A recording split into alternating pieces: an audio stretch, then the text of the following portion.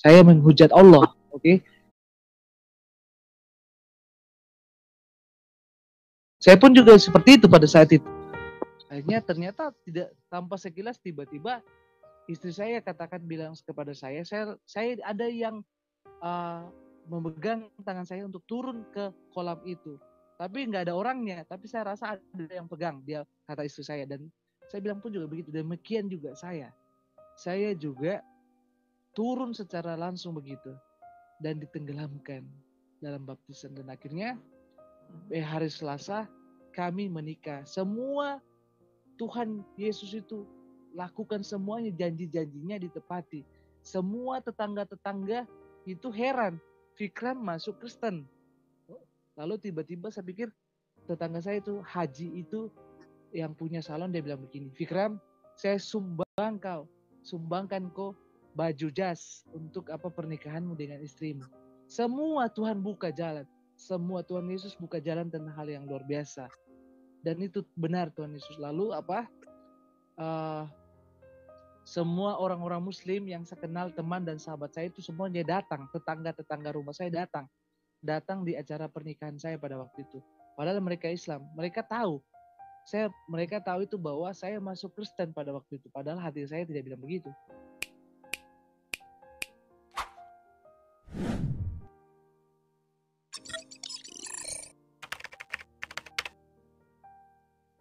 Kan nama saya pada hari ini, nama asli saya Fikram Rauf Al-Aidid. Al-Aidid itu adalah kakek saya. Jadi Al-Aidid itu kakek saya karena semua om keluarga saya itu mengatakan saya itu adalah garis keturunan dari Nabi. Kata mereka, Al-Aidid itu penyebar agama Islam pertama kali di Provinsi Sulawesi Selatan, tepatnya di Kota Makassar.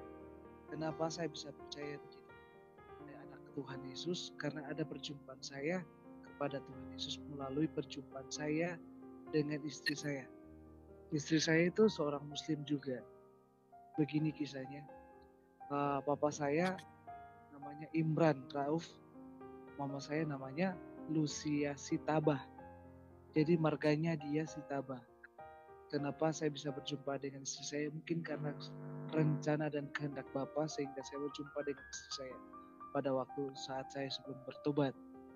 Ketika saya mengenal istri saya pertama kali itu, banyak begitu tantangan dan proses ketika kami masuk dalam pernikahan pada waktu itu. Jadi perjumpaan saya adalah sangat luar biasa menurut saya, walaupun manusia pada saat itu tidak percaya. Kenapa? Karena orang selalu bertanya, kok kamu Fikram bisa berjumpa dengan Tuhan?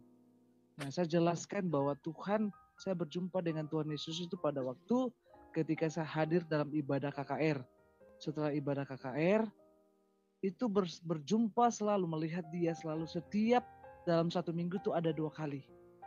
Oke, jadi itulah garis keturunan saya dari marga Al-Aidid. Sebelum saya lebih jauh untuk menyaksikan perjumpaan saya dengan Tuhan, saya mohon maaf yang sebesar-besarnya kepada keluarga saya yang ada di mana saja garis keturunan dari Al-Aidid. Saya mohon maaf, bukan saya mengejek agama kalian, bukan saya membeda-bedakan, tetapi saya bersaksi tentang sesuatu yang betul-betul saya berjumpa dengan Tuhan Yesus. Amin. Jadi sekarang saya bersaksi bahwa ketika saya bertobat pada saat itu saya adalah anak seorang nakal sekali gitu. Jadi keluarga saya itu adalah seorang keluarga polisi. Dari papa saya, om saya, ada 2 orang om saya itu polisi. Satu di Makassar, satunya di Jakarta. Tapi yang satunya lagi seorang pengacara. Jadi dia punya kantor itu di Jakarta. Satunya di Makassar juga. Jadi saya tidak bisa sebut satu alamat mereka karena biar kalian sendiri yang akan mencari tahu di mana alamat keluarga saya. Jadi saya bersaksi ketika saya berjumpa dengan istri saya, itu mungkin suatu rencana dan kehendak Tuhan. Saya berjumpa dengan istri saya pada waktu itu dalam keadaan istri saya hamil di luar nikah. Nah, istri saya itu hamilnya di luar nikah itu usianya 4 bulan. Bukan karena kenapa? Karena ketika saya berjumpa ada suara yang lembut. Ketika saya berjumpa dengan istri saya, suara yang lembut itu berkata, ambil dia, jadikan dia istrimu, maka kamu beserta sisi rumahmu akan aku selamatkan. Nah, saya berpikir pada waktu saat itu, wah, enggak mungkin lah, masa saya harus mengambil istri orang loh. Oh, ketika singkat cerita, istri saya bicara, dia belum pernah menikah, namun dia pacaran, tapi ditinggalkan seorang laki-laki pada waktu itu. Dan akhirnya saya selidiki suara itu siapa gitu. Bukan dengan keadaan bohong, tapi saya berkata kepada hati saya bilang begini, kalau memang dia jodoh saya, oke, saya akan berbicara kepada orang tua saya pada waktu itu. Kedua orang tua saya pada masih hidup belum meninggal. Lalu saya pulang ke rumah, saya bertanya sama orang tua saya gini, Mak, pakai bahasa Makassar, Mak, saya mau kak kawin. Ada seorang perempuan yang saya sudah hamili, walaupun pada saat itu saya berbohong, bahkan semua orang pada waktu itu tahu bahwa saat itu saya sudah menghamili anak orang, padahal tidak. Semua orang, ketua RT, ketua RW sudah tahu semuanya itu. Karena pada waktu itu banyak saksi mata saat itu, karena pada waktu itu saya tinggalnya di mana, di kota Makassar, di bagian dekat kampus Bosowa. Saya tinggal di sekitar kampus Bosowa di kota Makassar, dekatnya kampus UMI, Universitas Muslim Indonesia. Nah, saat itu mereka semua orang datang karena maklumlah, mata-mata tetangga itu semuanya pada gosip semua. Loh, kok Fikram bahwa seorang perempuan yang dalam keadaan hamil besar. Lalu saya berjumpa dengan orang tua saya pada waktu itu. Lalu orang tua saya, oh ini calon perempuan itu. Jadi dia bilang, oh jadi kalau gitu ya kamu tanya bapakmu, karena saya hidup pada waktu itu di bapak yang kedua, papa kedua saya. Karena pada waktu itu mama saya udah cerai dengan papa saya. Lalu mama saya bilang gini, kamu pergi cari bapakmu di kantornya. Kan bapak saya pada waktu itu di kota Makassar, wilayah Makassar Barat.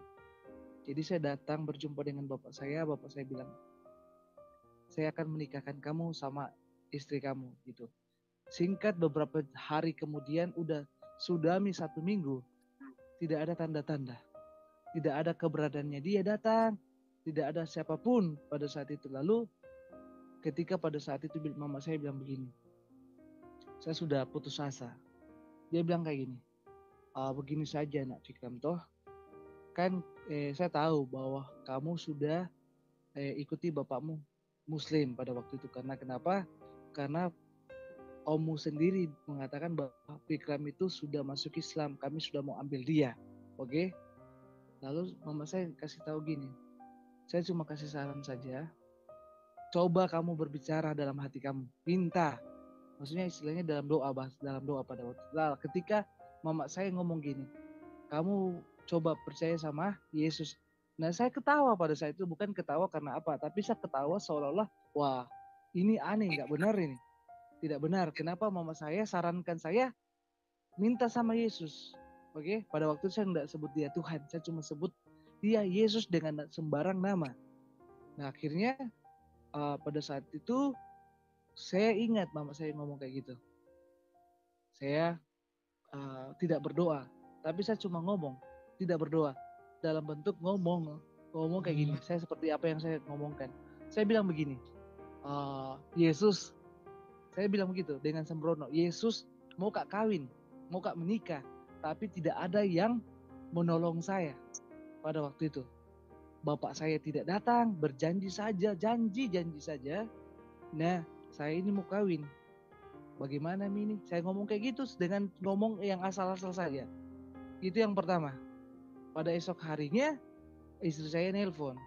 Calon istri saya nelponnya di tetangga. Pada waktu itu saya cuma punya handphone HP zaman dulu itu namanya smartphone. Jadi ketika dia telepon tetangga saya, lalu saya angkat ngomong begini.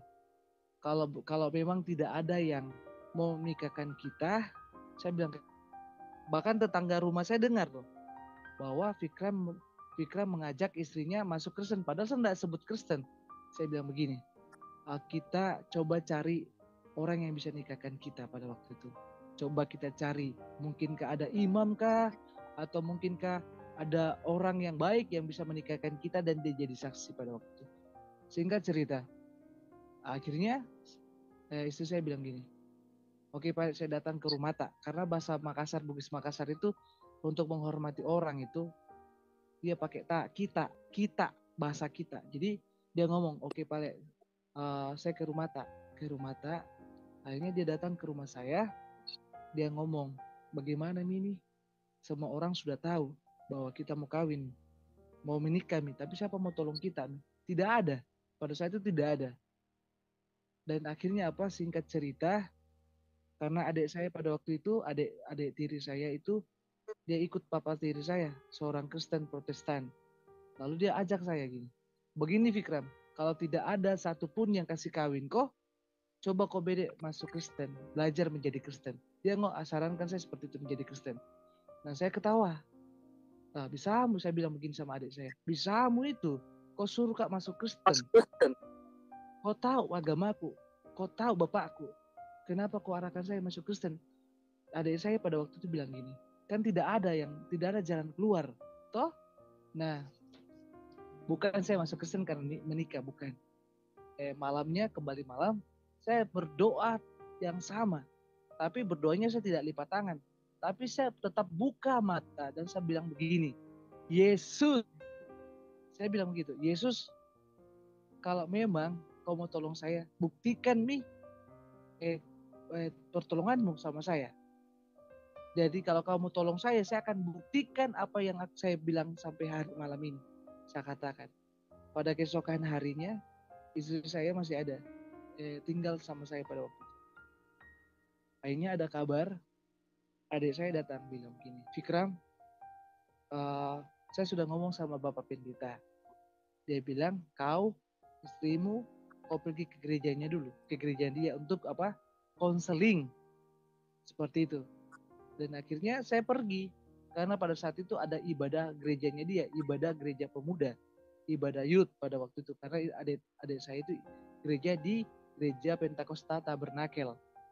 Nah, saya ke situ lalu diajak sama adik. Duduk dengar-dengar karena semua pada waktu itu hanya anak-anak muda aja yang ibadah. Saya malu pada saat itu dan akhirnya singkat cerita sudah mau pulang ke gereja. Akhirnya pendetanya panggil saya begitu. Fikram bagaimana? Katanya kau kakaknya Yeri. Oh iya, saya kakaknya Yeri. Yeri sudah bilang katanya, tidak ada yang bisa menikahkan, yang kasih buat kamu menikah. Tapi saya juga punya syarat. Kalau kamu menikah, kau harus dibaptis, kau jadi Kristen. Pada waktu itu dia ngomong. Tapi saya menolak. Saya menolak pada waktu itu dengan istri saya juga menolak. Tidak bisa. Saya tidak mau kawin Kristen pada waktu itu. Saya ngomong, istri saya mendengarkan tentang arahan dari Bapak Pendeta waktu itu, saya juga dengar dan kami berbicara di jalan pada waktu kami pulang. Jadi saya bilang begini, bagaimana kita berdua ini sudah tidak ada yang bisa menolong kita pada waktu itu. Apa kamu mau masuk Kristen atau bagaimana? Tapi kalau kau masuk Kristen, kita sudah menikah, ya kita tinggalkan lagi Kristen, yang pastinya kita bisa menikah pada waktu itu. Itu sifat jahat saya. Saya keluarkan sifat jahat saya mengatakan kita keluar dari gereja, dari Kristen itu. Kita hanya numpang menikah saja pada waktu itu, menumpang nikah. Dan akhirnya apa? Kami pulang dari gereja, istri saya pulang ke rumahnya, saya pulang ke rumah dan saya tetap berdoa. Bukan berdoa, saya tetap berbicara seperti itu untuk yang ketiga kalinya. Lalu saya minta gini, Yesus, bagaimana ji pertolonganmu? Saya ngomong kayak gitu, bukan menantang. Seolah-olah saya tantang dia. Bagaimana ji pertolonganmu? Kau tolong saya kan tentu tidak. Karena saya mau menikah tidak ada yang bagaimana. Dan akhirnya apa? Yesus menjawab itu. Pada hari waktu saya berdoa hari keempat itu ada kabar bahwa tiba-tiba istri saya pada saat itu dia telepon saya. Dia bilang ngomong gini, yo coba kita masuk Kristen saja. Tapi setelah kita masuk Kristen, kita keluar dari agama Kristen itu. Kita tinggal di manakah? Pokoknya saya yang biayai semua biaya-biaya tempat kita tinggal. Karena pada waktu itu istri saya memang orang kaya di kota Makassar. Orang kaya. Saya juga sih, tapi begitulah. Nah, akhirnya istri saya bilang begitu. Saya yang tanggung jawab semuanya. Baru kita keluar dari pernikahan itu. Setelah kita menikah, sudah ada surat nikah, kita keluar dari agama Kristen. Dan akhirnya saya iakan. Oke, kita lakukan sesuai apa yang kita mau rencanakan. Dan saya berbicara sama Bapak Pendeta pada waktu itu. Bapak Pendeta bilang apa? Kamu datang hari Minggu. Ibadah dulu dengan kami. Saya datang menuruti apa yang mereka pendeta itu bilang. Saya datang hari Minggu, tanpa sengaja ternyata ada pengumuman bahwa ada seorang muda-mudi yang akan menikah begitu. Atas nama Fikram dengan nama Sri. Istri saya namanya Sri. Istri Kesumawati. Saya Fikram. Jadi semua jemaat pada waktu kaget. Dia tanya, kakaknya Yeri mau jadi Kristen begitu. Pada waktu itu pengumuman seperti itu. Dan dia mau dibaptis pada waktu. Nah, sebenarnya saya nggak ngomong bilang saya mau dibaptis, tetapi informasi yang dalam gereja itu mengumumkan tentang itu. Itu berita Tuhan Yesus pada waktu itu memberikan jalan yang luar biasa terbuka. Dan akhirnya apa? Pendeta bilang begini, ada lagi satu syarat lagi.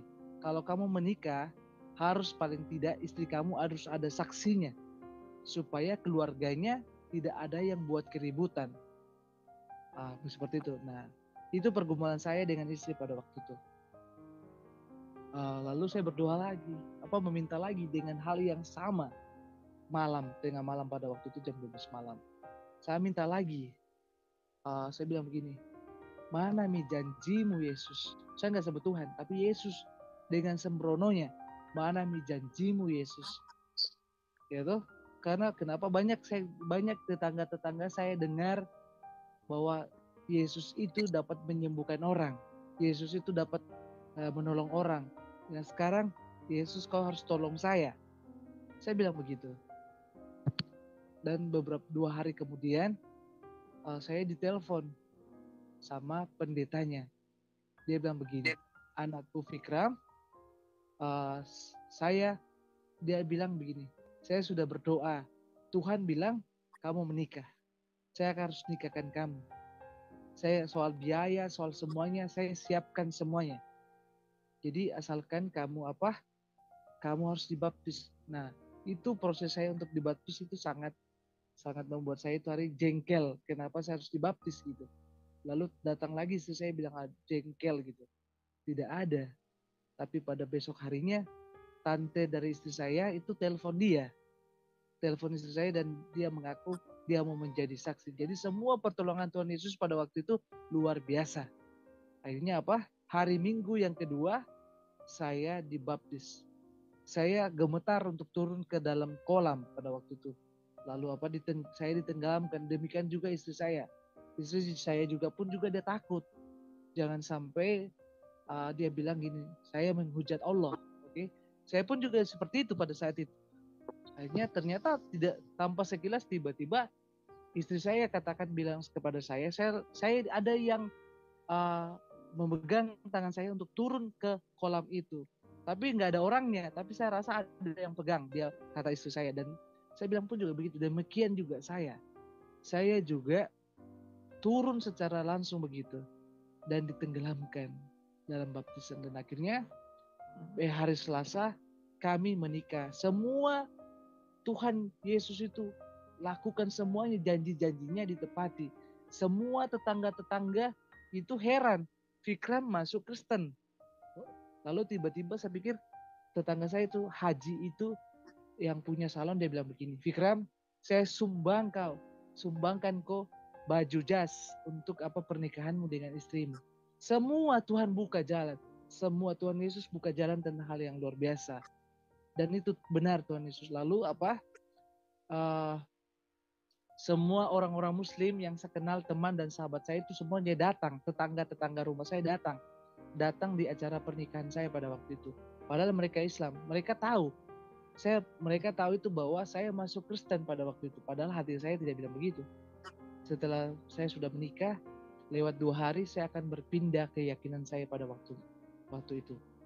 Dan lalu tiba-tiba secara mujizat Tuhan kirim orang yang begitu luar biasa. Dia berkata, kami sumbang makanan 100 kepala. Nah, semua Tuhan itu tepati janji-janji dan akhirnya kami menikah. Singkat cerita, kami sudah menikah beberapa waktu hari Rabu. Hari Rabu itu ada acara KKR. Acara KKR itu hari Rabu. Pembicaranya itu namanya Bapak Perdede. Yang saya tahu namanya Pak Perdede saja. Saya datang ke gereja sama istri. Ya, disinilah saya berjumpa dengan Tuhan Yesus di gereja itu. Gereja Tabernakel itu. Saya masuk gereja, dengar hamba Tuhan ucapkan, mari kita naik ke atas mimbar untuk didoakan. Jadi semua orang didoakan. Saya cuma ketawa-ketawa saja di gereja pada waktu itu. Saya ketawa. Kenapa mereka naik di atas mimbar itu? Saya ketawa. Lalu ada jemaat itu manggil saya begini, Fikram, ayo naik kok. Naik kok, kita doakan kok. Supaya kau dibebaskan sama Tuhan Yesus. Tapi saya bilang apa? Maaf tidak. Kita bisa saja sendiri naik. Jadi memang saya tolak pada waktu itu. Tapi secara mujizat yang saya lihat dengan mata saya, kepala sendiri saya, ada terang yang turun. Terang pada waktu saya lihat terang itu. Nah, ketika terang itu turun di atas belakangnya Bapak Pendeta saat itu, dia berjalan dan keliling saat itu. Lalu ketika dia keliling, cahaya itu datang ke saya. Nah, ketika cahaya itu datang kepada saya, memang benar saya tidak mampu melihat terang itu. Kenapa? Karena terang sekali saya lihat. Lalu saya berteriak-teriak kayak orang gila begitu. Bilang, siapa itu? Siapa itu? Saya bertanya begitu. Siapa itu? Lalu secara tiba-tiba cahaya itu datang menghampiri saya. Lalu saya tiba-tiba berdiri, lalu berlutut. Tiba-tiba seketika berlutut. Kenapa? Semua orang di gereja itu menyaksikan saya. Banyak saksi hidup. Ini bukan bohong, ini benar. Karena saksi-saksi hidup di jemaat itu mereka masih ada. Mereka masih hidup loh. Itu saksi mereka, saksi mata mereka. Ya, karena saya melihat Tuhan pada waktu itu, dan akhirnya ada ketika saya berdiri, lalu tiba-tiba cahaya itu memeluk saya. Orang melihat saya mungkin, wah Fikram ini jadi gila di gereja. Karena kenapa saya berdiri sendiri bagaikan ada orang yang peluk saya. Karena memang tangan itu sangat lembut sekali peluk saya. Lalu dia rangkulkan ke badannya dia. Karena saya mengalami tubuh itu sangat hangat. Tubuh itu sangat hangat. Dia peluk saya rasakan ada badan. Walaupun itu terang. Saya menangis, dan segala sesuatunya itu semuanya keluar tentang hal-hal apa yang saya lakukan, tentang hal-hal yang saya lakukan kepada orang tua saya benci orang tua saya benci bapak tiri saya benci bapak kandung saya. Nah, seperti itu, dan akhirnya muncul semuanya itu. Dan ketika saat terang itu sudah meninggalkan saya, hamba Tuhan itu berbicara begini. Tuhan berbicara kepada saya, ini pendeta yang ngomong. Tuhan yang berbicara kepada saya mengundang orang yang mau lagi saya.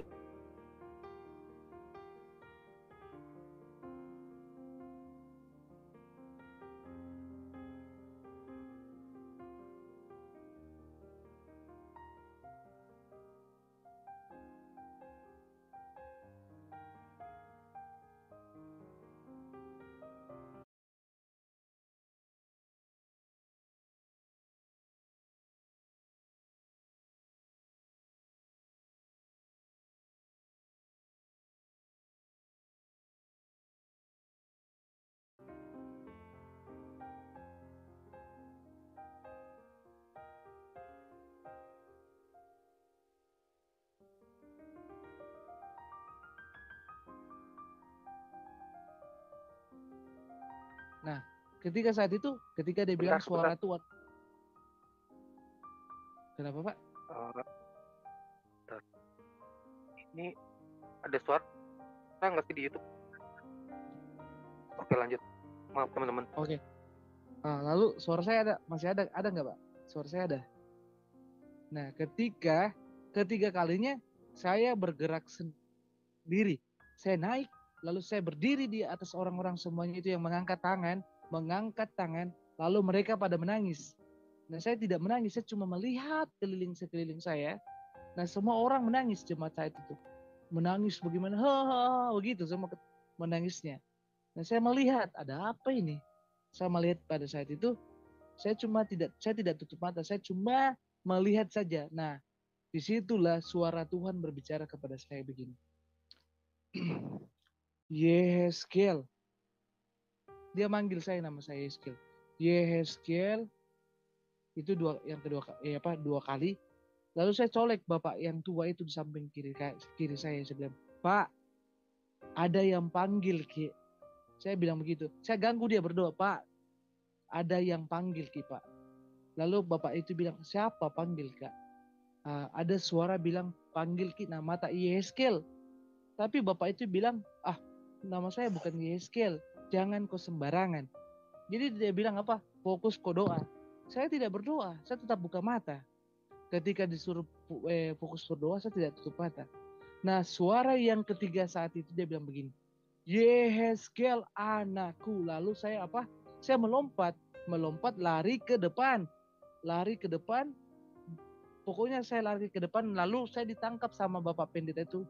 Lalu pendeta itu peluk saya tiba-tiba. Lalu dia bisik kepada saya ini, Tuhan sudah memilihmu untuk menjadi suaranya. Pendeta itu tiba-tiba tarik tangan saya dan peluk saya. Begitu. Dan dia berkata, Tuhan telah memilihmu untuk menjadi suaranya. Nah, ini apa? Saya kaget. Saya tersadar, kapan Tuhan ngomong kayak gitu? Saya bilang gitu. Dalam hati, kapan Tuhan ngomong kayak gitu? Nah, setelah ibadah itu berakhir, ibadah altar call itu sudah selesai. Saya berpikir, apakah pendeta itu menunggu saya gitu. Nah, akhirnya ketika kami pulang dari gereja, itu saat itu hujan. Nah, ada satu pujian yang tiba-tiba berbicara dengan saya. Pujian itu seperti ini. Haleluya,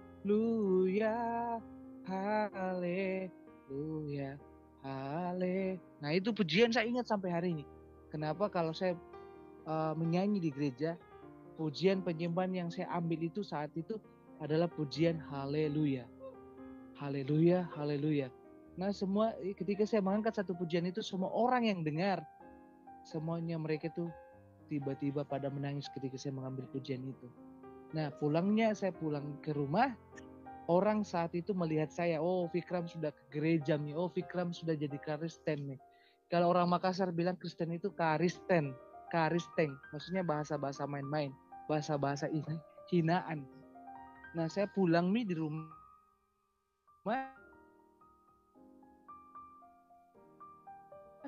sesuatu yang luar biasa dengan mata saya sendiri. Kenapa? Ada Tuhan membawa saya jalan-jalan dengan mata, lalu tiba-tiba bilang apa? Ada sosok yang memang betul-betul aneh. Dia bilang begini, suara itu bilang, dia ini punyanya saya, bukan punya kamu. Suara itu bilang begitu. Lalu dia bilang apa? Suara yang lemah lembut itu berkata, tidak, dia punya saya. Jadi seolah-olah dia bertarung begitu. Dan akhirnya orang tua saya pada saat itu ketakutan. Kenapa? Karena saya sudah kayak berteriak-teriak pada saat saya sudah pulang ke gereja. Saya berteriak-teriak, lalu pada akhirnya orang tua saya pergi panggil pendeta, hamba-hamba Tuhan di gereja itu untuk doakan saya. Lalu ketika semua orang datang mendoakan saya, orang anggap saya sudah gila. Karena saya menjadi seorang Kristen. Artinya apa? Saya sudah menghujat agama orang tua saya karena sudah menjadi Kristen. Saya bagaimana? Pokoknya ceritanya semua orang tidak suka saya pada waktu itu karena saya menjadi Kristen. Tetangga dekat saya. Nah, setelah saya dipulihkan dengan doa-doa, hari berikutnya itu hari apa ya? Hari Kamis. Saya belajar baca Alkitab. Saya belajar baca Alkitab pada waktu itu karena saat itu saya baca Alkitab yang saya baca itu Alkitab dari adik saya. Bacanya kitab itu tulisannya apa? Tulisan tentang Torah dan Injil. Tulisan Alkitabnya yang adik saya itu saya pergi ambil. saya ambil lalu saya pergi baca. Bahasanya itu dalam kitab itu adalah Torah dan Injil. Lalu bahasa Allah itu tidak ada. Bahasanya itu tulisannya bahasa Yahweh. Yahwehnya itu tidak mati H, tapi mati E. Mati E. Jadi namanya cuma 5 huruf. Y A H Yahweh. Y A H W dan E. Cuma 5 huruf, tidak ada H-nya lagi, tambahan H. Jadi ketika saya belajar baca itu, tiba-tiba jendela saya, kan saya ngekos itu pada waktu itu di lantai 2. Tiba-tiba jendela saya tertutup secara tiba-tiba. Nah ketika tiba-tiba itu ada angin yang sejuk gitu, lalu tiba-tiba mungkin roh saya terangkat karena kenapa pada waktu itu saya tidak tertidur, lalu tiba-tiba ada yang mengangkat saya jalan-jalan ke suatu tempat yang indah itu rumput warna hijau, sejuk, angin yang sejuk, dan sekelilingnya itu ada gunungnya itu tidak kelihatan tapi berbayang gunungnya, maksudnya saya lihat gunung karena tinggi besar gunung itu, dan di bawah dan di sekeliling saya itu cuma ada satu pohon yang rindang. Jadi pohon itu seperti pohon beringin. Pokoknya dia tinggi besar, rindang. Jadi itu pohon itu daun-daunnya itu goyang-goyang, bahkan rumput-rumput itu goyang-goyang karena anginnya, bukan angin yang bikin takut tapi anginnya sejuk sekali. Tapi tiba-tiba ada cahaya yang dari atas, dari langit itu tiba-tiba turun. Lalu ketika saya melihat cahaya itu, saya lari ke sembunyi ke pohon itu. Cahaya itu turun. Ketika saya lihat cahaya itu turun, saya ketakutan, tiba-tiba kaki saya merinding, lalu tiba-tiba jatuh. Lutut ini jatuh ke tanah itu seperti berlutut. Lalu sosok yang itu memperlihatkan dirinya seperti cahaya yang terang tapi dalam bentuk bayangan orang. Tapi ketika saya lihat secara dekat, bayangan orang itu berubah menjadi orang yang ganteng, orang yang gagah, tidak seperti yang foto profilnya Bray Angel, tidak seperti itu. Tapi dia ganteng, gagah sekali, terang. Jadi wujudnya terang gitu. Jadi ketika dia bilang begini sama saya, dia berkata seperti ini, jangan takut. Suara itu sangat lembut, jangan takut. Ini aku, tetap taat dan setia sampai aku datang pada waktu yang kedua kalinya. Aku akan datang kembali ke tempat di mana aku berjumpa denganmu. Kata suara itu, kata orang itu ngomong kayak gitu. Dan tetaplah taat dan setia. Jadi saya berpikir saya gila kayak. Karena kenapa selalu suasana rohani yang selalu saya katakan sama orang tua saya pada waktu itu, saya dianggap gila. Padahal itu benar, saya lihat itu benar secara langsung. Jadi seolah-olah saya dianggap orang gila gitu. Ketika menjadi Kristen dibawa jadi gila. Tapi menurut saya tidak. Saya melihat orang itu. Terang itu dengan penuh terang sekali seperti Philips lampu pada saat itu. Lalu saya berbicara sama mama saya, bilang saya lihat Tuhan. Karena hati saya bergetar mengatakan dia Tuhan. Hati saya. Saya bilang kayak gitu sama mama saya. Saya berjumpa dengan Tuhan Yesus. Saya melihat dia ganteng. Saya tunjuk lagi tuh foto di rumahnya bapak tiri saya. Dia tidak seperti itu. Dia nggak ada cambangnya, dia nggak apa, tapi dia bersih. Sangat luar biasa yang saya lihat pada waktu itu. Jadi singkat cerita, itulah yang saya bilang tadi, bahwa saya harus bayar harga. Ketika saya bertobat, berjumpa dengan Tuhan Yesus, dan seperti apa saya diproses melalui dari keluarga saya. Tiba-tiba orang tua saya, mama saya yang saya cintai, tiba-tiba jatuh sakit tahun 2007.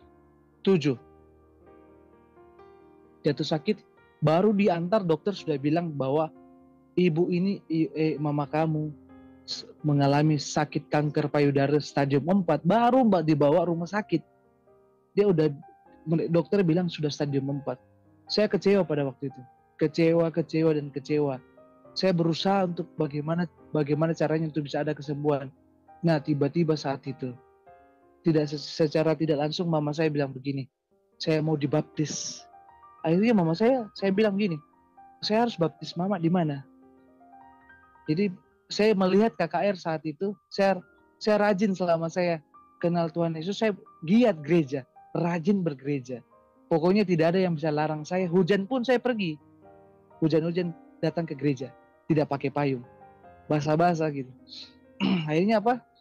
Ketika mama saya bilang dibaptis, akhirnya saya melihat pamflet ibadah KKR. Saya bawa mama saya akhirnya dibaptis. Saya pikir dia sudah sembuh, ternyata tambah parah. Lalu mama saya dibawa ke Rumah Sakit Wahidin Kota Makassar. Rumah Sakit Wahidin itu sangat besar di wilayah Kota Makassar. Lalu saya bawa. Ketika saya bawa, mama saya minta begini, saya mau pulang. Pulang setelah dia dibaptis, dibawa ke rumah sakit. 1 minggu kemudian mama bilang, saya mau pulang. Dan akhirnya apa? Bapak saya bawa mama saya pulang. Pada hari besoknya, ketika saya datang bawa istri saya untuk bahwa saya sudah menikah, saya pulang dari itu penyampaian bahwa kami sudah menikah dan menjadi Kristen. Pada akhirnya mama saya meninggal. Kami tidak tahu, bapak saya tidak tahu, adik-adik saya tidak tahu bahwa mama saya meninggal. Karena kenapa? Kita temukan dia tidur, kanker payudaranya yang tetangga datang merasa bau gitu, tiba-tiba hilang menjadi harum. Itu bukti yang Tuhan Yesus yang saya lihat dengan mata saya dan tetangga-tetangga saya. Tetangga-tetangga saya itu adalah sosok yang membuktikan bahwa Tuhan Yesus memulihkan orang tua saya. Walaupun dia tidak sembuh, tapi dia meninggal. Tapi bau busuk itu dalam tubuhnya tidak ada sebelum dia disuntik formalin. Beberapa bulan kemudian, adik saya, dia bilang sama saya, Fikram, saya sudah dibaptis juga. Padahal dia ngajak saya ke gereja. Dia bilang begini, saya sudah dibaptis, saya sudah berhenti menjadi obat-obatan. Dia sudah dibaptis dan akhirnya apa? Ketika dia menyampaikan bahwa saya sudah baptis, ketemu pagi, malamnya dia kecelakaan dan meninggal. Saya tuntut Tuhan bilang gitu. Saya bilang begini, Tuhan, bukankah firman bilang apa? Rancanganmu adalah rancangan damai sejahtera. Kok saya baru ketemu sama adik saya tadi pagi. Malamnya dia meninggal, kecelakaan tabrakan. Malamnya dia meninggal, itu sudah 2 orang, tahun yang sama. Beberapa minggu kemudian papa kandung saya meninggal. Ketika saya bertobat, mengenal Yesus, papa kandung saya meninggal. Saya dapat dari informasi dari kantor polisi, mengatakan bapakmu meninggal. Kenapa? Pengaruh apa? Dia jantung. Nah, saya datang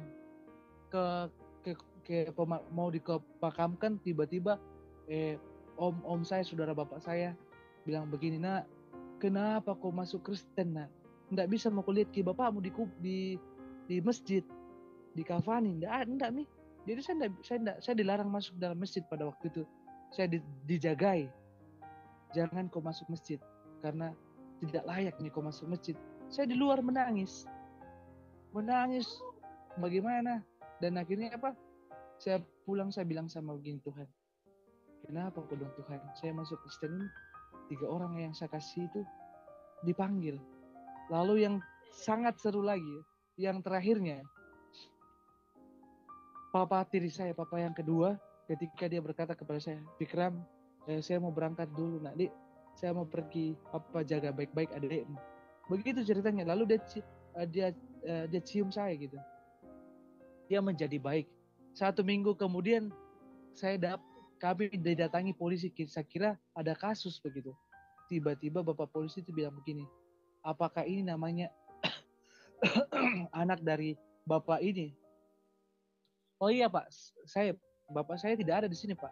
Bapak saya ke Surabaya pada saat itu. Lalu dia bilang, minta maaf deh ya, bapakmu, saya mau kasih lihat fotonya bapakmu ini.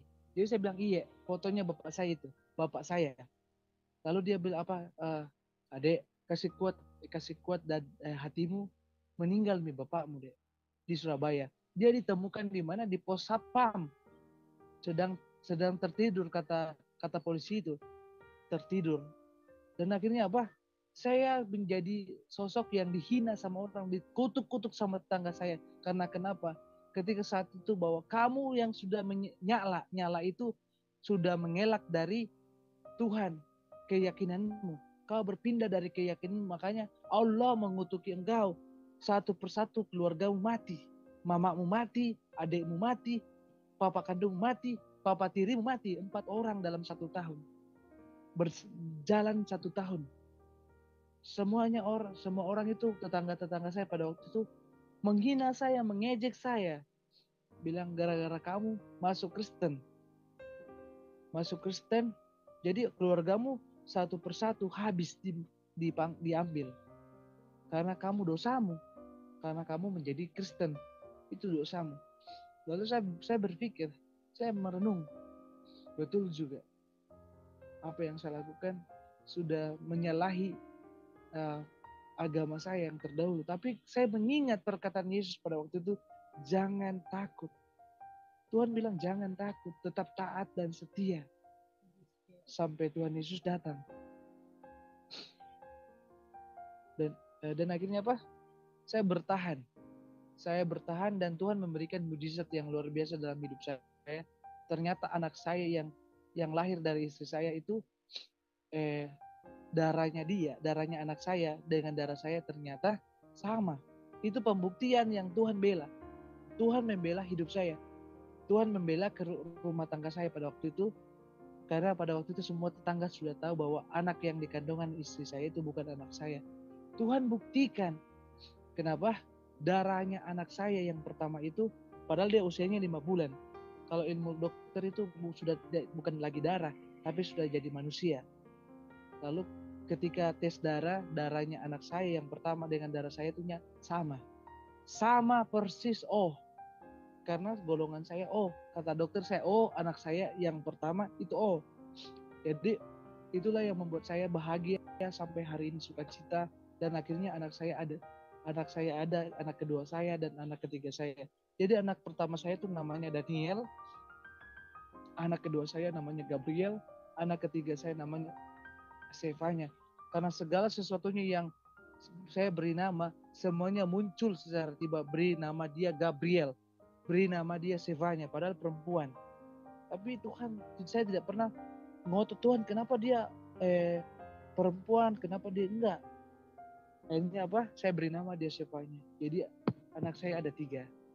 Dan puji Tuhan sampai hari ini saya tetap bertahan menjadi seorang Kristen yang taat dan setia.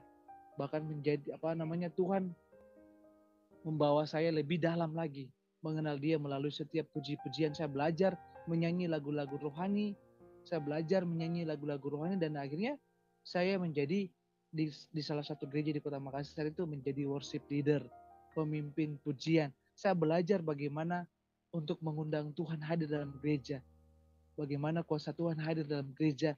Nah itu yang saya lakukan. Tuhan berikan kuasa ketika saya menyanyi dalam gereja. Saya tetap membawa pujian itu yang mengatakan haleluya. Kalau dalam ibadah penyembahan saya bawa haleluya itu. Atau saya memilih lagu pujian setelah haleluya, saya cari lagi lagu yang menurut Tuhan bagaimana. Dan sampai hari ini saya tetap menjadi seorang Kristen dan tetap membawa nama Yesus. Bahkan saya di Kota Makassar atau di setiap kota bagian Sulawesi, bukan bagian Sulawesi Selatan, kalau saya diajak sama hamba-hamba Tuhan, saya tuh selalu menyampaikan bahwa Yesus itu adalah Tuhan.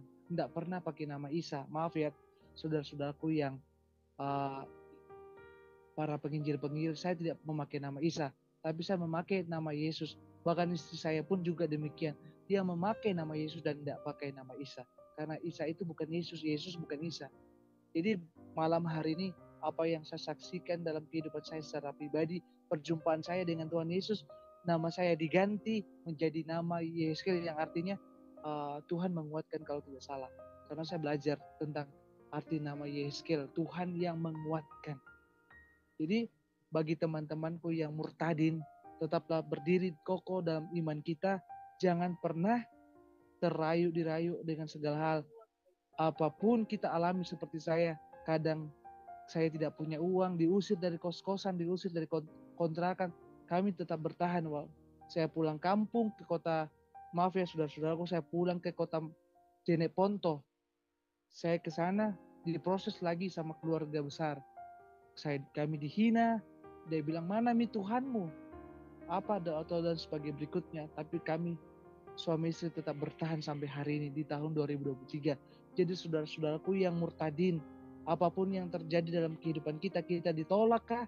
Atau ditolak dengan teman-teman kita yang Kristen, tetap percaya kepada Tuhan Yesus. Apapun yang terjadi, tetap berdiri dan percaya deh. Tuhan akan memberikan kita yang terbaik dalam hidup kita. Jadi berdasarkan kesaksian saya pada malam hari ini, dan saya juga ada dari garis keturunan Alaidit. Kata om saya, Alaidit itu adalah cucu dari Muhammad. Ya, Nabi terhilang Muhammad suaranya ya. SAW. Bro, Cucu dari Halo, Shalom. Cucu dari Nabi Muhammad SAW. Itu dari bapak saya, bro. Halo, Pak. Suara saya ada? Udah hilang, sempat hilang tadi. Oh. Ya, suara bagus, saya terima bagus. Demikianlah kesaksian saya gitu.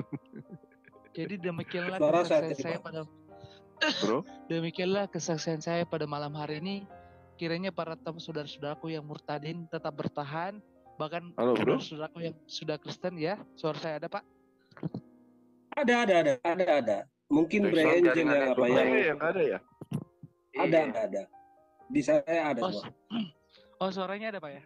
Oh, jadi itulah penyampaian saya, tetap taat dan setia mengikuti Yesus dan jangan pernah berhenti. Karena Tuhan telah berjanji kepada saya tetap bertaat dan setia. Dia akan datang kembali untuk menjemput saya. Demikian juga setiap saudara-saudaraku yang Kristen, yang murtadin, tetap setia dan taat apapun yang terjadi. Kalau kita tidak makan satu hari nggak apa-apa. Tetap bertahan mengikuti Yesus. Kenapa? Karena saya pun juga mengalami hal yang sama. Tidak makan satu hari bersama istri dan anak. Kami tetap bertahan dan kami tetap hidup sampai hari ini. Tuhan Yesus memberkati kita semua. Shalom dan selamat malam. Ya, shalom. Suara saya dengar nggak ya? Ada, Pak. Ada. Sempat terputus tadi soalnya. Luar biasa ya kesaksian dari Bro Vikram ya. Jadi saya mau ralat nih teman-teman BFM. Tadi di awal saya bilang anak Bro Vikram 2, ternyata sudah 3 ya. salah dengar berarti saya. Iya, Pak. Siap. Teman-teman ada yang mau bertanya, silakan diangkat tangan ya. Oh, ada Bro Juni, silakan Bro Juni. Ya, aku mau menanggapi ya. Iya, Pak. Iya, silakan Pak. Iya. Ini tentang kalau kesaksian yang benar gitu ya, pasti ketemu Tuhan itu secara Alkitab sendiri berkata jangan takut. Tuhan selalu bilang jangan takut.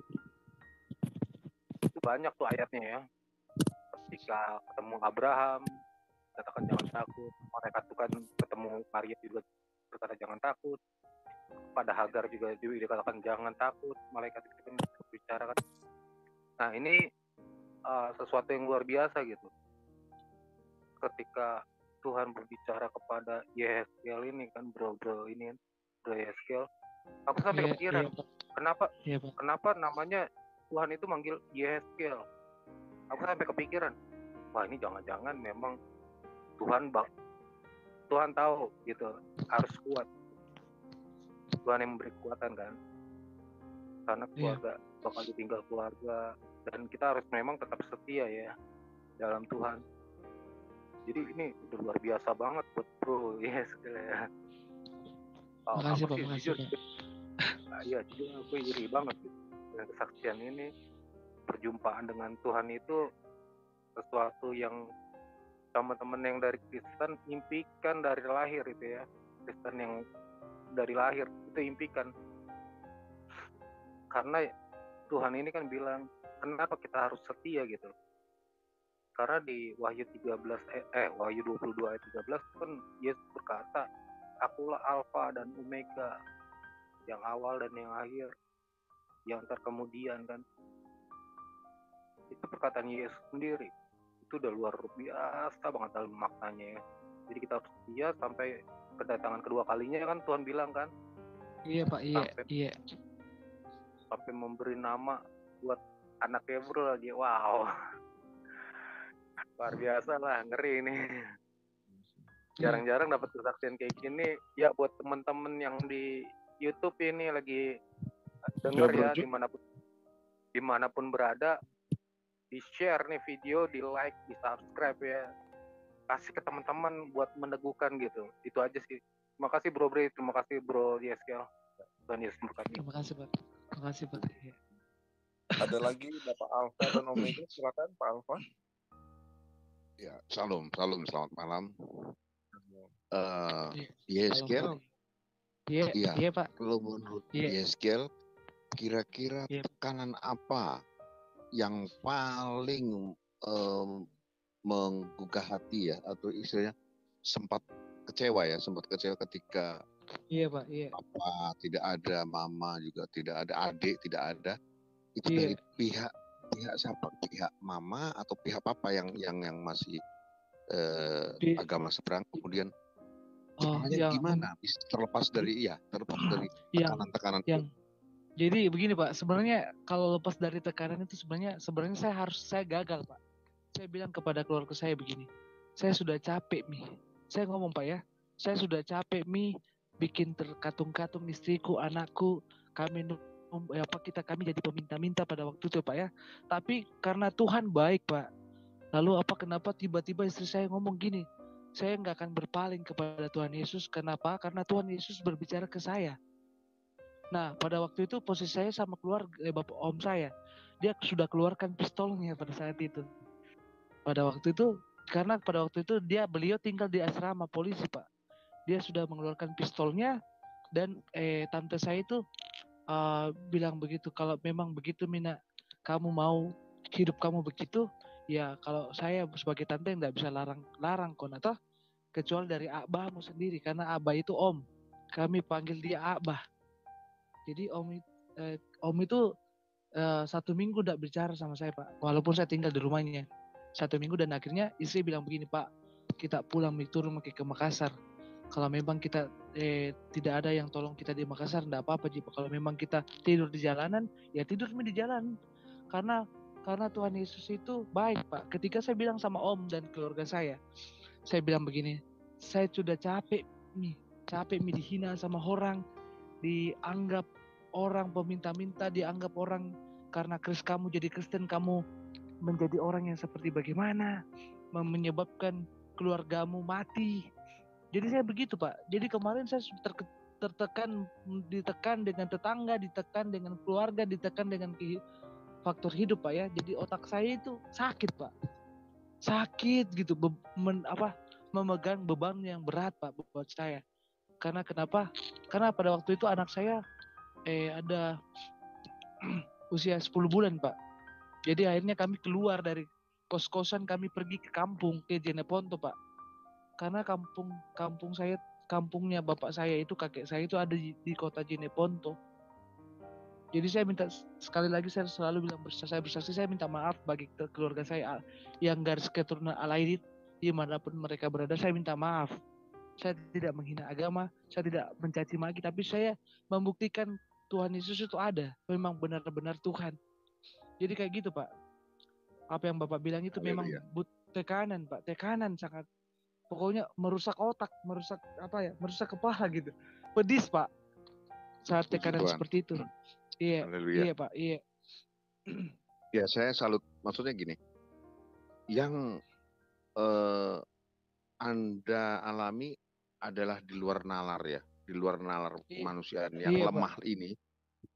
Kekuatan apa kira-kira yang sehingga Anda ini harus bertahan menjadi Kristen, padahal dulu enak ya? Keluarga yang enak. Maksudnya enak sekali. Waduh, enak sekali. Kayak ngapain mau jadi Kristen susah? Ngapain mau jadi seorang Kristen bertobat baru mengalami cobaan-cobaan yang di luar dugaan? Buat apa? Itulah. Jadi itu menyatakan bahwa Tuhan Yesus itu hidup. Allah kita ada Allah yang hidup, yang memang betul-betul ada. Ada Pak, puji Tuhan. Memang ada Pak. Terima kasih. Saya sudah menyaksikan itu Pak. Iya. Terima kasih. Dilanjut. Yang lainnya, Bro Bre, silakan. Ya, terima kasih Bapak Alfa. Boleh rekan-rekan yang lainnya jika ada yang mau bertanya atau menanggapi atau Silakan angkat tangan aja. Oh, ada. Sis Elok, silakan Sis Elok. Iya. Salam Bang YSKL. Oh iya Bu, shalom malam Bu. Iya. Selamat ya udah jadi pengikut Kristus, kita udah satu tubuh dalam Kristus. Saya sama kayak Abang baru setahun lebih ikut Tuhan, dan saya juga mengalami percobaan langsung secara pribadi dengan Tuhan gitu kan. Saya cuman di sini makasih kesaksiannya udah bisa saya terberkati gitu dengan kesaksiannya. Jadi kita saling nguatin aja bahwa memang ikut Tuhan itu gak gampang, ikut Tuhan itu berat, ikut Tuhan Yesus itu gak enak gitu. Abang harus tetap kuat pikul salib gitu aja Bang. Iya Bu, makasih banyak Bu. Iya.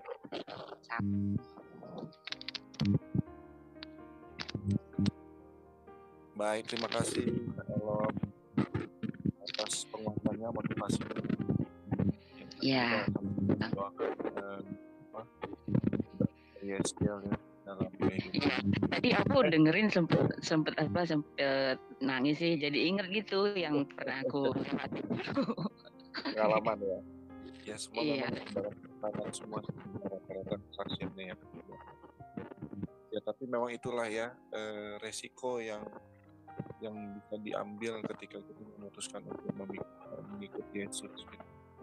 Ya banyak yang tidak suka. Ya kalau kita logikanya aja ya, logika simpel aja.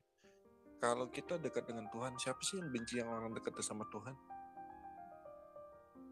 Ya kan? Siapa yang benci? Yang kalau kita dekat sama Tuhan, siapa yang pertama kali benci? Iblis. Iya Pak. Pasti. Jadi kalau kita dekat sama Tuhan, pasti iblis nggak suka. Nah iblis lah yang menekan kita gitu. Makanya saya sih bersyukur ya mendengar kesaksian dari YSKL dipertemukan dengan berkala ya, terjadi begitu mudah. Wah enak banget. Anak dikasih nama, wah saya tuh merinding dengarnya. Untuk bertemu tuh sepertinya bertemu malaikat, bertemu dengan Roh Kudus, masuk hadiratnya, lalu ketemu Yesus. Itu luar biasa saya rasakan. Tapi nggak semua orang bisa mengalami seperti itu ya. Jadi orang yang khusus gitu yang dipilih Tuhan. Luar biasa. Baik, teman-teman ada lagi yang mau bertanya? Boleh saya cuma menyumbang lagu saja buat saudara Yesus. Yes. Wah, iya. Bapak Ibnu selalu kesal. Makasih Pak, makasih. Saya hanya menyumbang sebuah lagu saja ya. Kalaupun jelek suara saya, ya itulah saya. Yesus keputusanku, mengikut Yesus keputusanku, mengikut Yesus keputusanku, ku tak ingkar, ku tak ingkar.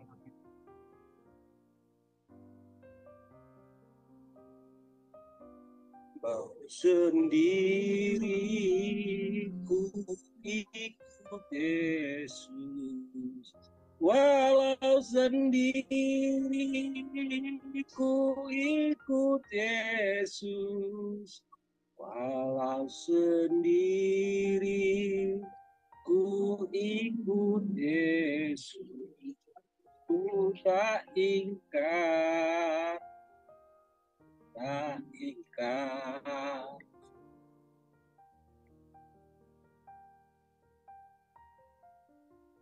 Di belakang salib di depan, dunia di belakang salib di depan, ya di belakang salib di depan, ku tak ingkar, ku tak ingkar.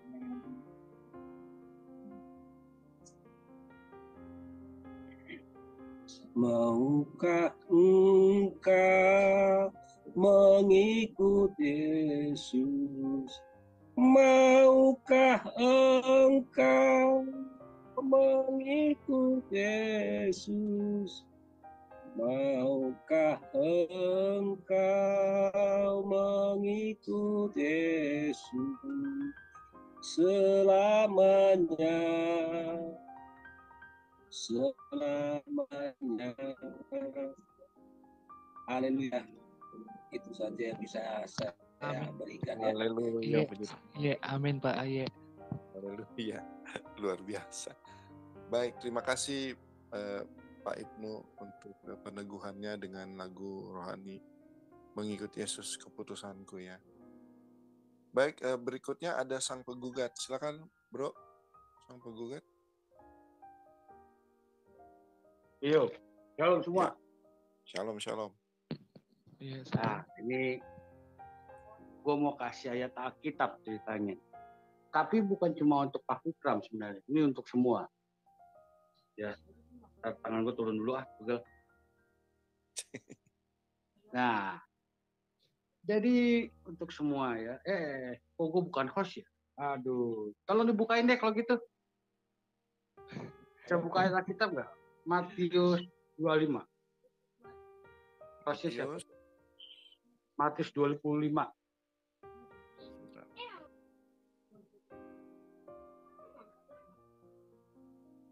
Maaf, saya hostnya Pak Penggugat. Sorry.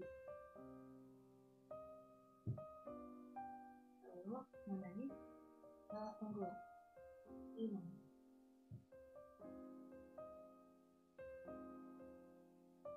Matius 25 ayat? Dari ayat 31 deh. Oke. Ya, ini berbicara soal penghakiman terakhir. Ini untuk yang di live chat juga ya, untuk orang Kristen yang di luar sana ya. Jangan karena Anda berKTP Kristen, tapi Anda melakukan yang tidak sesuai dengan permintaan Tuhan ya.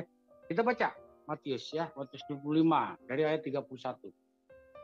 Apabila anak manusia datang dalam kemuliaannya dan semua malaikat bersama-sama dengan dia, maka ia akan bersemayam di atas tahta kemuliaannya. Lalu semua bangsa akan dikumpulkan di hadapannya dan ia akan memisahkan mereka seorang daripada seorang. Sama seperti gembala memisahkan domba dari kambing. Ia akan menempatkan domba-domba di sebelah kanannya dan kambing-kambing di sebelah kirinya. Dan raja itu akan berkata kepadanya mereka yang di sebelah kanannya, mari hai kamu yang diberkati oleh Bapakku, terimalah kerajaan yang telah disediakan bagimu sejak dunia dijadikan. Ini hati-hati ini. Hati-hati yang satu ini. Sebab ketika aku lapar, kamu memberi aku makan. Ketika aku haus, kamu memberi aku minum. Ketika aku seorang asing, kamu memberi aku tumpangan. Ketika aku telanjang, kamu memberi aku pakaian. Ketika aku sakit, kamu melawat aku. Ketika aku di dalam penjara, kamu mengunjungi aku. Maka orang-orang benar itu akan menjawab dia, katanya, Tuhan, bila manakah kami melihat engkau lapar, dan kami memberi engkau makan, atau haus, dan kami memberi engkau minum? Baca hati-hati yang selanjutnya. Bila manakah kami melihat engkau sebagai orang asing, dan kami memberi engkau tumpangan atau telanjang, dan kami memberi engkau pakaian? Bila manakah kami melihat engkau sakit atau dalam penjara, dan kami mengunjungi engkau? Dan raja itu akan menjawab mereka, aku berkata kepadamu, hati-hati. Ini kata Tuhan ya. Sesungguhnya segala sesuatu yang kamu lakukan untuk salah seorang dari saudaraku yang paling hina ini, kamu telah melakukannya untuk aku. Fokus di situ, hati-hati. Ya, kamu ngaku Kristen. Saudara lu nggak makan, saudara lu sakit, lu cuekin cuy. Lu Kristen cuy.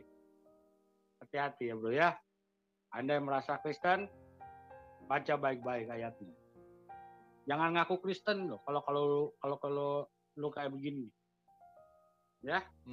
Orang-orang yang tidak melakukan ini bukan Kristen ini namanya. Itu aja bro, thank you. Luar biasa. Thank you bro. buat ingatannya ya, refresh ke kita. Baik, benar juga ya teman-teman sahabat WFM dimanapun berada, kita diingatkan kembali oleh ayat Tuhan di dalam Alkitab ya, Matius, bahwa jika kita melihat ada saudara-saudara kita ya yang kelaparan, yang tidak makan, yang tidak pakai baju, yang tidak minum, jika engkau memberikannya, maka engkau sama saja melayani Tuhan. Luar biasa. Terima kasih sang penggugat, itu sangat menggugah sekali yang mengingatkan kita kembali. Silakan Bu DB selanjutnya. Bu Dewi Bulan. Ya, salam dengar ya suara saya ya. Selamat pagi semuanya. Pagi waktu Amerika. Hahaha. Iya. Tadi kan iya, kita selamat selalu pagi. ya selamat pagi Pak Fikram. Kita kan selalu mendengar ya. Hampir seluruh kesaksian murtadin, seluruh ya termasuk saya juga, itu pasti ada persekusi, pasti ada dihina, pasti ada dicaci maki, bahkan ada yang diancam dibunuh, digebukin, ya ada yang wah macam-macam deh, tersiksa berat. Kok mengikut Kristus kok tersiksa berat ya? Tetapi satu hal yang kita miliki yang tidak dimiliki oleh agama apapun. Satu hal yang kita miliki, yang Tuhan kita punya, yang tidak dimiliki oleh orang lain. Tuhan Yesus selalu bersama kita. Tuhan Yesus selalu mendampingi kita. Tuhan Yesus selalu menjawab kita. Tuhan Yesus selalu menguatkan kita melalui Roh Kudus-Nya. Kita bisa berpegang kepada Roh Kudus, kita berpegang kepada firman Tuhan, kepada janji-janji Tuhan. Tapi di agama lain, sampai teriak-teriak pun, pakai tawa pun, Tuhannya nggak pernah dengar. Hanya Tuhan Yesus. Meskipun kita hanya menjerit dalam hati, Tuhan tolong. Tuhan tolong kita. Itu yang tidak dimiliki oleh orang lain. Hanya anak-anak Tuhan Yesus yang bisa seperti ini. Yang memiliki Bapa yang luar biasa. Selalu kasih sama kita. Benar nggak Pak Fikram? Pak Fikram bahkan cuma ngomong, Yesus, mana bantuanmu? Tolong aku dong. Tolong kan? Dan itu juga yang saya selalu tantang kepada semua teman-teman muslim. Ada keluh kesah, ada sakit penyakit, ada derita yang tidak ada orang bisa bantu. Bilang, Yesus tolong aku. Nggak perlu pakai Tuhan-Tuhan, kalian itu belum jadi Tuhanmu. Bilang aja, Yesus tolong aku. Tuhan Yesus pasti tolong. Tuhan Yesus pasti tolong. Teriaklah kepada Yesus, teriaklah kepada Tuhan Yesus. Tuhan Yesus tolong aku. Tuhan Yesus aku bingung. Berikan aku kekuatan, pasti dikasih. Tuhan kita Tuhan yang setia karena Tuhan Yesus hidup. Orang yang hidup bisa menolong orang yang hidup. Orang mati nggak bisa menolong orang yang hidup. Nah, itu aja dari saya. Terima kasih, Bro Bre. Wow, luar biasa, Bu. Untuk kekuatannya ya. Bro Yeskel, Pak Yeskel, istri ada di situ nggak berdua? Oh, tidak, Pak. Oh, lagi sendiri ya? Iya. Oh. Karena istri tuh lagi nginap di rumahnya tantenya. Oh, kira lagi berdua pengen menyapa juga gitu biar kalian berdua diteguhkan gitu. Amin. Oh Pak. iya. Sebenarnya itu dia pengen Pak, tapi selama selama dia baca-baca berita di YouTube Pak, seperti Bapak Yusuf Mandubu kayak itu beliau ditangkap gara-gara potongan-potongan video kesaksian itu Pak. Iya, betul. Jadi sudah Iya. tidak bukan dia tidak berani, tapi karena dia masih melihat anaknya, Pak. Anak-anak Iya, kami tuh. kita bisa Iya. mengerti lah. Iya. Nggak Iya. apa-apa, biarkan saja. Ambil bagian Iya. masing-masing nanti. Iya. Yeskel ada ini nggak? Bro Yeskel lagi pegang Alkitab nggak? Oh ya, Pak. Di HP saya ada Alkitab, Pak. Iya. Bisa Tadi sambil saya buka. baca. Ya. Bisa, Pak. Bisa. Coba buka Galatia Iya. 6 Iya, Pak. Galatia 6 ya. ayat 9. Iya. Sampai Galatia dengan pasal 10. 6. Galatia 6. Tapi saya punya Alkitab bukan lain, Pak. Saya punya Alkitab AYT, Alkitab yang terbuka. Oh, Tidak gitu. apa-apa ya? Iya. Nggak apa-apa, coba bacain. Nanti kalau beda, saya juga sudah buka, jadi nanti saya baca juga nanti. Oke, Pak. Ayat berapa, Pak? Ayat 9 dan 10. Oh ya. Sudah, Pak. Ya. Saya bacakan. Ya. Oh ya. Galatia 6 ayat 9 dan 10 firman Tuhan bilang, jangan kita menjadi jika musimnya tiba kita akan menuai asalkan kita tidak menyerah. Ayat 10, karena itu jika kita mendapat kesempatan marilah kita berbuat baik kepada semua orang, khususnya kepada keluarga dalam iman. Begitu bunyinya, Pak. Yes. Jadi kita semua tetap setia sama Tuhan dan jangan lelah untuk berbuat baik. Meskipun kita dalam kondisi yang tertekan, gimana pun bentuknya ya. Jadi kita tetap diperintahkan Tuhan untuk selalu berbuat baik. Nah, kalau di Alkitab saya yang terlama ya, dikatakan demikian, janganlah kita jemu-jemu berbuat baik. Karena apabila sudah datang waktunya, kita akan menuai jika kita tidak menjadi lemah. Karena itu, selama masih ada kesempatan bagi kita, marilah kita berbuat baik kepada semua orang, ya. Tetapi terutama kepada kawan-kawan kita seiman. Jadi diperintahkan kepada semua orang, tidak terkecuali, ya. Jadi kalau misalnya nanti di antara kita ada yang tertekan, ya kita harus tetap berbuat baik. Jika kita nggak boleh dendam, itu Tuhan tidak suka.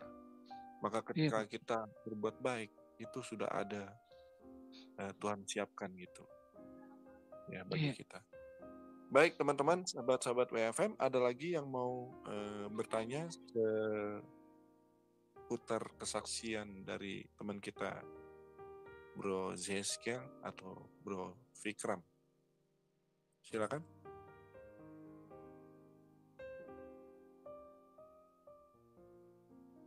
Saya sebenarnya mau nyanyi sih lagu Haleluya yang tadi disampaikan Bro Yeskel ya, tapi saya kurang hafal itunya. Kalau jadi saya hafal, kalau nyanyi saja kayak gitu. Jadi kalau saya pimpin pujian ya, saya nyanyi itu pujian penyembahan, Pak. Iya. Coba dong nyanyi dong, boleh nggak? Buat kami pendengar. Itu artinya Amazing Grace ya, Pak? Iya, dari nadanya ya, kayaknya Amazing Grace ya. Iya, tapi karena saya dirubah kata-katanya jadi Haleluya. Iya, karena Amazing Grace. Iya, karena saya gitu, Pak. Iya, jadi Haleluya lah, Pak. Jadi ketika itu saya belajar ini lagu apa ya. Jadi teman-teman bilang itu seperti Amazing Grace loh, Fikram. Oh, Amazing Grace kah? Jadi saya selidiki, Pak, kisahnya. Ternyata Grace itu luar biasa kisahnya, Pak. Saya belajar tentang kisahnya. Iya. Bisa. Karena bisa. Nggak pakai bisa, musik. Pak. Bisa. Coba dong, kami mau dengar. Jadi lagunya kayak gini. Haleluya, haleluya,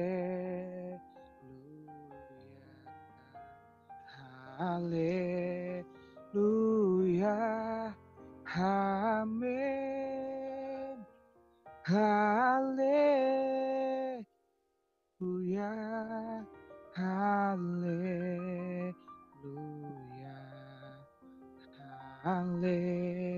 haleluya, amin. Kayak gitu, Pak ya? Iya betul. Waduh, merinding Iya. saya nih. Tapi ada Iya. teman kita tadi menulis di chat, dia mau Iya. bikin satu buah lagu katanya. Silakan Oh. coba, Pak Johansen. Mau lagu apa Pak Johansen? Ini karena saudara kita ini Ezekiel melewati saat-saat sukar ya dalam mengalami proses gitu, ketika mengimani agama, bukan agama. Kalau saya bilang Kristen itu bukan agama, yang bicara gitu, kita bersama dengan Kristus ya. Jadi lagu ini sesuai untuk Pak Ezekiel supaya sampai akhir hidup Pak Ezekiel kita semua juga. Amin. Maaf ya kalau suara saya tuh nggak enak. Bapa, Engkau dengan aku lebih dari siapapun. Engkau tahu ceritaku dan isi hatiku. Tak berhenti bersatu, engkau tetap diriku, bahkan sempurnakan jadikan yang indah. Ini aku percaya, tiada yang mustahil.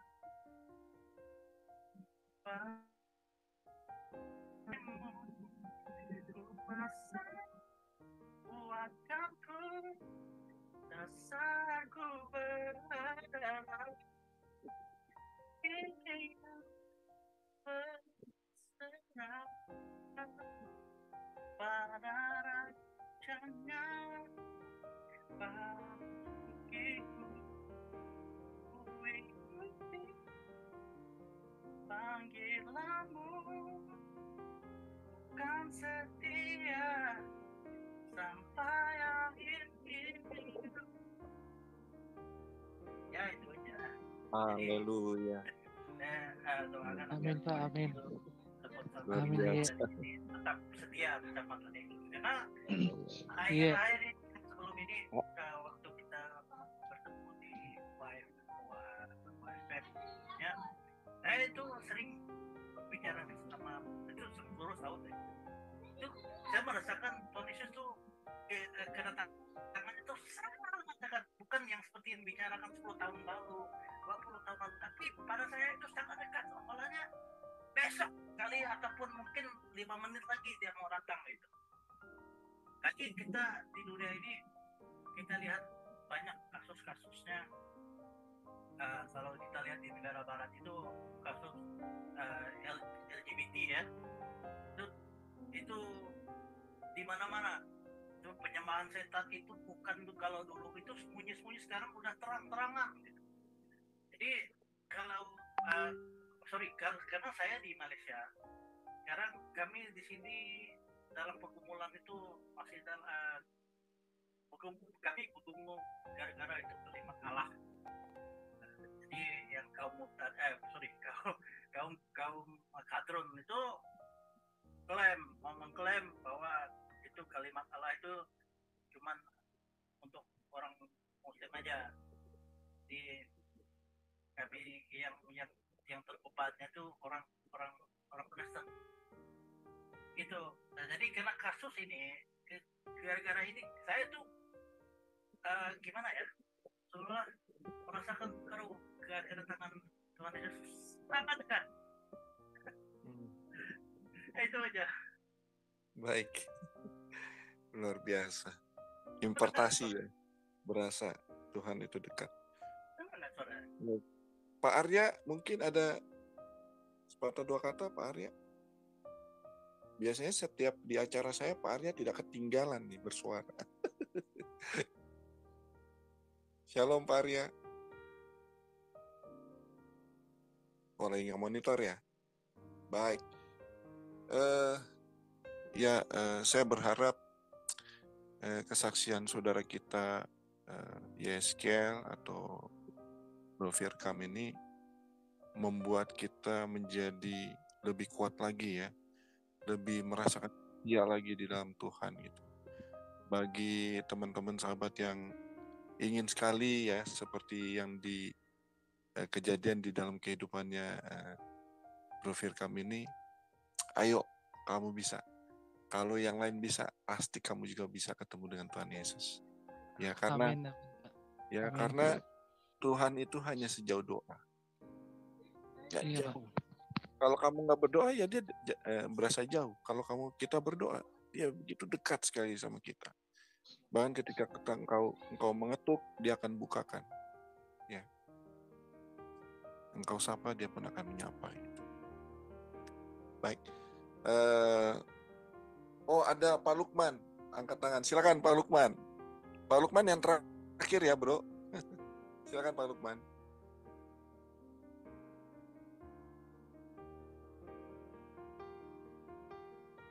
Di unmute Pak mic-nya. Tes dicoba. Ya, silakan. Tes, dengar ya suaraku ya. Dengar kenceng Pak. Puji Tuhan ya. Baru kali ini aku gabung nih. Emang baru kali ini ya? Room nih. Zoom nih. Oh, udah lama Pak di ruang kesaksian ini. Sudah banyak yang bersaksi. Oh iya, aku baru tadi lihat. Ada internasional, ada juga nasional Pak. Ada yang berbahasa Inggris, ada yang Indonesia. Oh. Iya Pak Lukman. Mulai sekarang gabung ya Pak. Setiap Selasa jam 7 kita selalu memberikan ruang untuk kesaksian. Oh Selasa ya, mulai dari jam 7 sampai jam 7 sampai setengah 8 Pak. Setengah 8, apa setengah 9? Oh iya, setengah 9.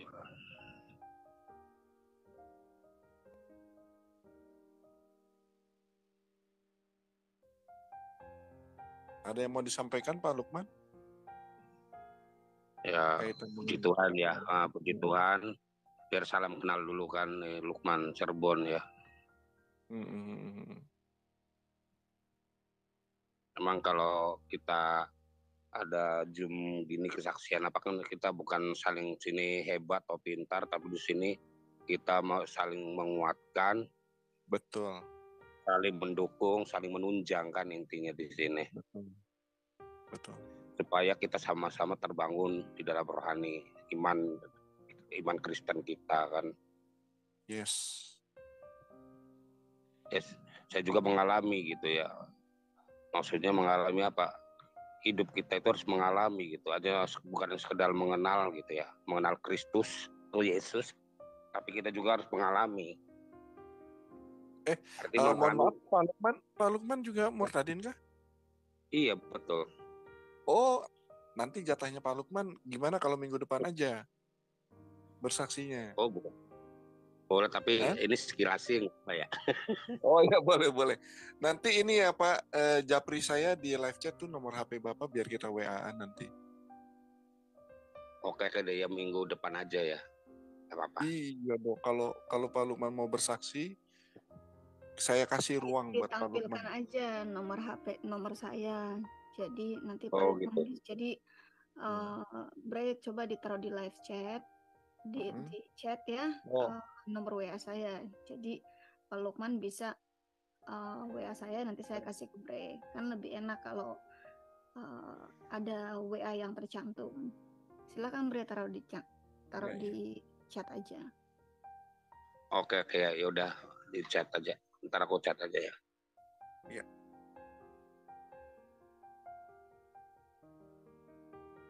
Wah, luar biasa ya.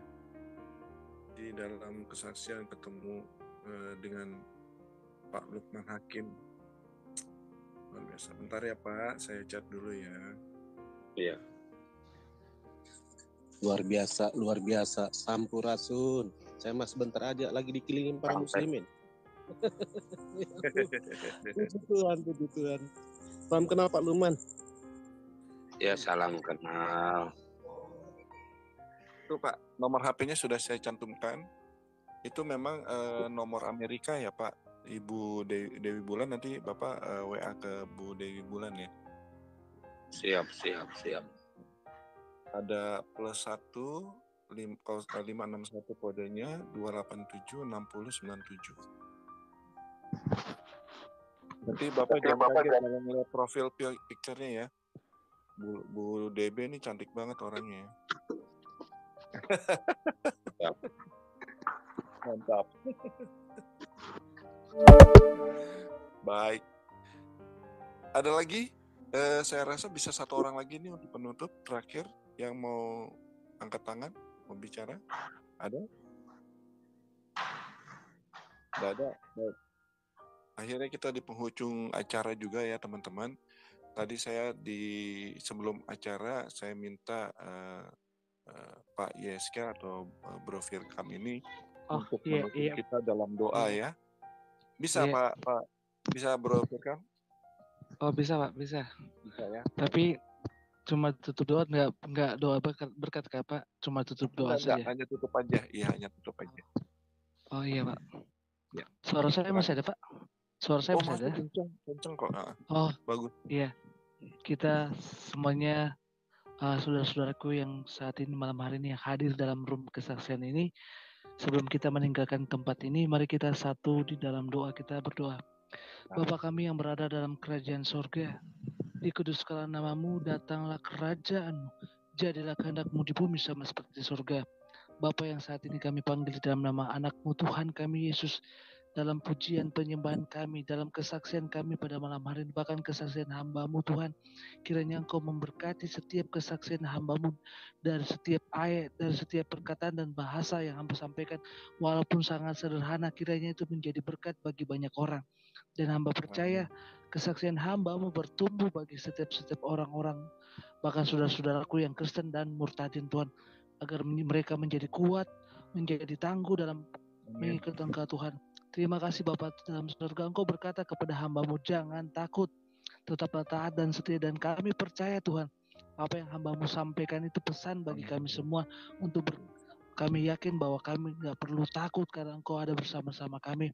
Dan hamba percaya, berkati setiap anak-anak Tuhan dimanapun mereka berada saat ini, yang selalu menyampaikan pesan-pesan Tuhan bagi setiap orang Tuhan. Engkau berkati mulut bibir perkataan mereka, Engkau berikan hikmat dan kebijaksanaan yang baru. Bahkan hamba percaya ruang kesaksian WA FM Tuhan, Engkau berkati dimanapun keberadaan channel ini Tuhan. Engkau berkati, jauhkan dari orang-orang yang jahat, jauhkan dari segala sesuatu yang mau merusak Tuhan. Tapi kami percaya Engkau hadir di setiap ruang kesaksian di dalam WA FM Tuhan. Engkau berkati, bahkan Engkau berkati pemimpinnya, Engkau berkati bagi saudara-saudara yang bekerja sama dalam pelayanan ini Tuhan, agar semakin hari bertambah luas ke ruang kesaksian ini Tuhan, bagi banyak orang Tuhan. Kami percaya melalui kesaksian ini, channel kesaksian ini, Engkau memberkati setiap anak-anak yang saat ini percaya kepadamu dan menjadi murtadin Tuhan. Bukan meluluhkan hati mereka, tetapi menjadi semakin menguatkan mereka, sebab Engkau adalah Tuhan dan Raja dalam kehidupan mereka masing-masing Tuhan. Terima kasih Bapa dalam surga, hamba-Mu telah selesai menyaksikan perjumpaan hamba-Mu dengan Engkau, menyaksikan apa yang Kau sampaikan kepada hamba-Mu, dan hamba sampaikan kepada banyak orang.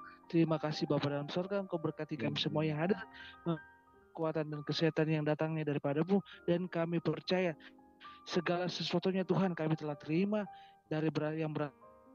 Ini doa kami, ampuni salah dan dosa kami bawa hanya di dalam nama Tuhan kami Yesus yang sebagai Raja dan Tuhan, dan bagi kami kehidupan kami. Dalam nama Tuhan Yesus, haleluya. Amin.